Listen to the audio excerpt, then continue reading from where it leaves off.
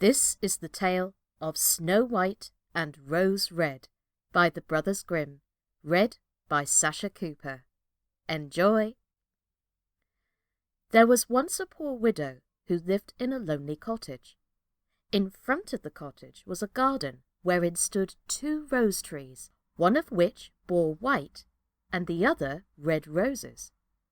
She had 2 children who were like the 2 rose trees, and one was called Snow White, and the other Rose Red. They were as good and happy, as busy and cheerful as ever 2 children in the world were, only Snow White was more quiet and gentle than Rose Red. Rose Red liked better to run about in the meadows and fields seeking flowers and catching butterflies, but Snow White stayed at home with her mother and helped her with her housework, or read to her when there was nothing to do. The 2 children were so fond of one another that they always held each other by the hand when they went out together, and when Snow White said, "We will not leave each other," Rose Red answered, "Never so long as we live," and their mother would add, "What one has, she must share with the other." They often ran about the forest alone and gathered red berries, and no beast did them any harm, but came close to them trustfully. They often ran about the forest alone and gathered red berries, and no beast did them any harm, but came close to them trustfully. The little hare would eat a cabbage leaf out of their hands, the roe grazed by their side, the stag leapt merrily by them, and the birds sat still upon the boughs and sang whatever they knew. No mishap overtook them. If they had stayed too late in the forest, and night came on, they laid themselves down near one another upon the moss, and slept until morning came, and their mother knew this, and did not worry on their account. Once, when they had spent the night in the wood, and the dawn had roused them, they saw a beautiful child in a shining white dress sitting near by their bed. He got up, and looked quite kindly at them, but said nothing, and went into the forest. And when they had looked round, they found that they had been sleeping quite close to a precipice, and would certainly have fallen into it in the darkness if they had gone only a few paces further. And their mother told them that it must have been the angel who watches over good children. Snow White and Rose Red kept their mother's little cottage so neat that it was a pleasure to look inside it. In the summer, Rose Red took care of the house, and every morning laid a wreath of flowers by her mother's bed before she awoke, in which was a rose from each tree. In the winter, Snow White lit the fire and hung the kettle on the hob. The kettle was of brass and shone like gold, so brightly was it polished. In the evening, when the snowflakes fell, the mother said, "Go, Snow White, and bolt the door." And then they sat round the hearth, and the mother took out her spectacles and read aloud out of a large book, and the 2 girls listened as they sat and spun, and close by them lay a lamb upon the floor, and behind them upon a perch sat a white dove with its head hidden beneath its wings. One evening, as they were thus sitting comfortably together, someone knocked at the door as if he wished to be let in. The mother said, "Quick, Rose Red, open the door. It must be a traveller who is seeking shelter." Rose Red went and pushed back the bolt, thinking that it was a poor man. But it was not. It was a bear that stretched his broad black head within the door. Rose Red screamed and sprang back. The lamb bleated, the dove fluttered, and Snow White hid herself behind her mother's bed. But the bear began to speak, and said, "Do not be afraid. I will do you no harm. I am half frozen, and only want to warm myself a little beside you." "Oh, poor bear," said the mother, "lie down by the fire, only take care that you do not burn your coat." Then she cried, "Snow White, Rose Red, come out. The bear will do you no harm. He means well." So they both came out, and by the lamb and dove came nearer, and were not afraid of him. The bear said, "Here, children, knock the snow out of my coat a little." So they brought the broom and swept the bear's hide clean, and he stretched himself by the fire and growled contentedly and comfortably. It was not long before they grew quite at home and played tricks with their clumsy guest. They tugged his hair with their hands, put their feet upon his back, and rolled him about, or they took a hazel switch and beat him, and when he growled they laughed. But the bear took it all in good part. Only when they were too rough, he called out, "Leave me alive, children. Snow White, Rose Red, will you beat your wooer dead?" When it was bedtime, and the others went to bed, the mother said to the bear, "You can lie there by the hearth, and then you will be safe from the cold and the bad weather." As soon as day dawned, the two children let him out, and he trotted across the snow into the forest. Henceforth, the bear came every evening at the same time, laid himself down by the hearth, and let the children amuse themselves with him as much as they liked, and they got so used to him that the doors were never fastened until their black friend had arrived. When spring had come, and all outside was green, the bear said one morning to Snow White, "Now I must go away, and cannot come back for the whole summer." "Where are you going then, dear bear?" asked Snow White. "I must go into the forest and guard my treasures from the wicked dwarfs. In the winter, when the earth is frozen hard, they are obliged to stay below and cannot work their way through. But now, when the sun has thawed and warmed the earth, they break through it and come out to pry and steal, and what once gets into their hands and in their caves does not easily see daylight again." Snow White was quite sorry at his departure, and as she unbolted the door for him, and the bear was hurrying out, he caught against the bolt, and a piece of his hairy coat was torn off, and it seemed to Snow White as if she had seen gold shining through it, but she was not sure about it. The bear ran away quickly, and was soon out of sight behind the trees. A short time afterwards, the mother sent her children into the forest to get firewood. There they found a big tree which lay felled on the ground, and close by the trunk something was jumping backwards and forwards in the grass, but they could not make out what it was. When they came nearer, they saw a dwarf with an old withered face and a snow-white beard a yard long. The end of the beard was caught in a crevice of the tree, and the little fellow was jumping about like a dog tied to a rope, and did not know what to do. He glared at the girls with his fiery red eyes and cried, "Why do you stand there? Can you not come here and help me?" "What are you up to, little man?" asked Rose Red. "You stupid prying goose," answered the dwarf. "I was going to split the tree to get a little bit of wood for cooking.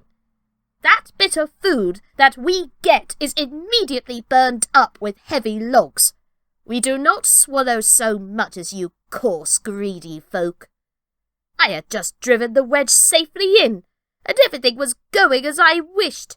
But the cursed wedge was too smooth and suddenly sprang out, and the tree closed so quickly that I could not pull out my beautiful white beard.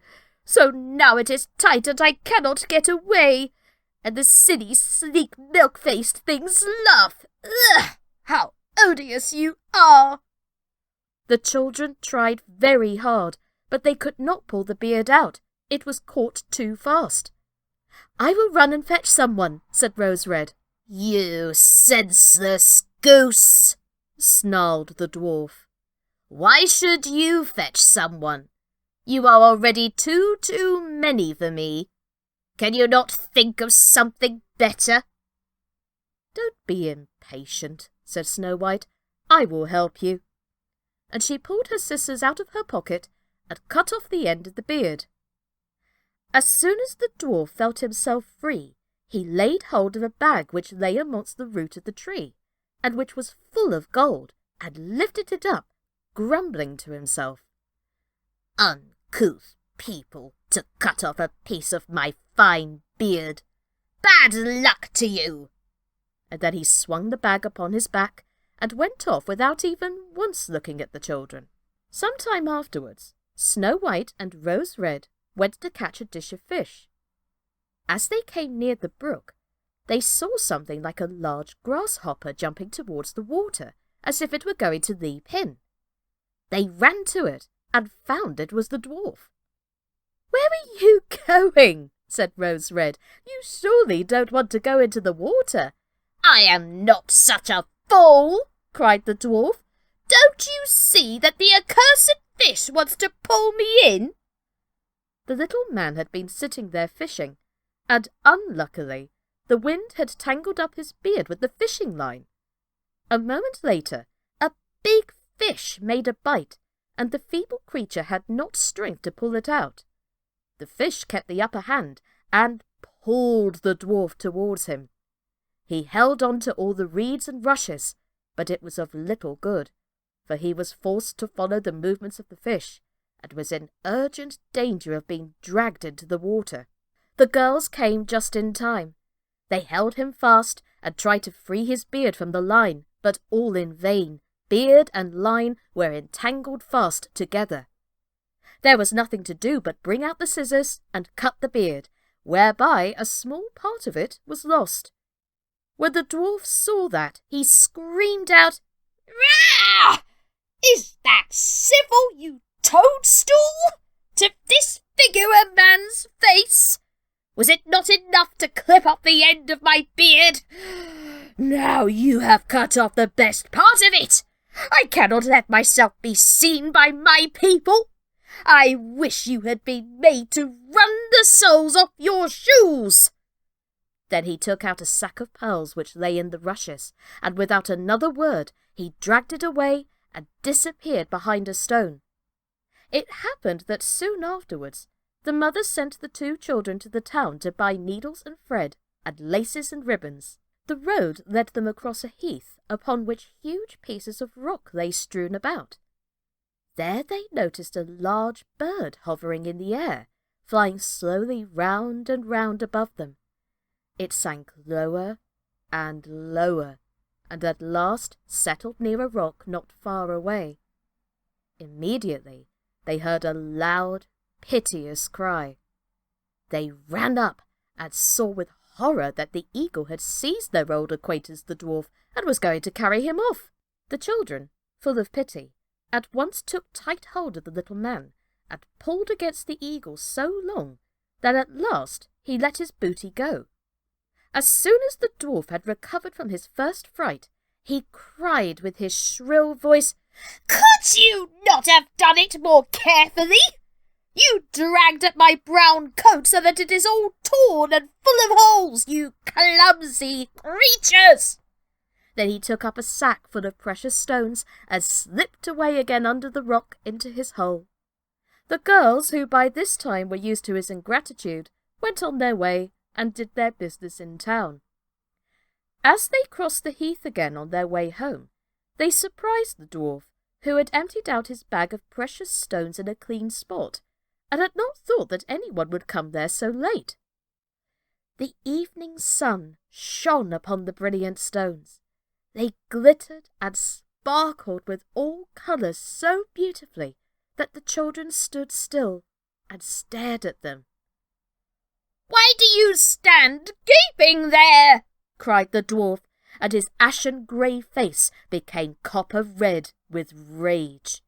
He was still cursing when a loud growling was heard, and a black bear came trotting towards them out of the forest. The dwarf sprang up in a fright, but he could not reach his cave, for the bear was already close. Then in the dread of his heart he cried, "Dear Mr. Bear, spare me. I will give you all my treasures. Look, the beautiful jewels lying there. Grant me my life. What do you want with such a slender little fellow as I? You would not feel me between your teeth. Come, take these two wicked girls. They are tender morsels for you. Fat as young quails, for mercy's sake, eat them." The bear took no heed of his words, but gave the wicked creature a single blow with his paw, and he did not move again. The girls had run away, but the bear called to them, "Snow White, Rose Red, do not be afraid. Wait, I will come with you." Then they recognized his voice and waited, and when he came up to them suddenly, his bearskin fell off, and he stood there, a handsome man, clothed all in gold. "I am a king's son," he said, "and I was bewitched by that wicked dwarf who had stolen my treasures. I have had to run about the forest as a savage bear until I was freed by his death. Now he has got his well-deserved punishment." Snow White was married to him, and Rose Red to his brother, and they divided between them the great treasure which the dwarf had gathered together in his cave. The old mother lived peacefully and happily with her children for many years. She took the 2 rose trees with her, and they stood before her window, and every year bore the most beautiful roses, white and red. And that was the beautiful tale of Snow White and Rose Red by the Brothers Grimm. I hope you enjoyed this tale as much as I did, and I hope you'll join me for the next Grimm's Fairy Tale. My name's Sascha Cooper, and this has been Quarantine Kids Story Time. Take care, everybody, and as always, stay safe. Bye-bye.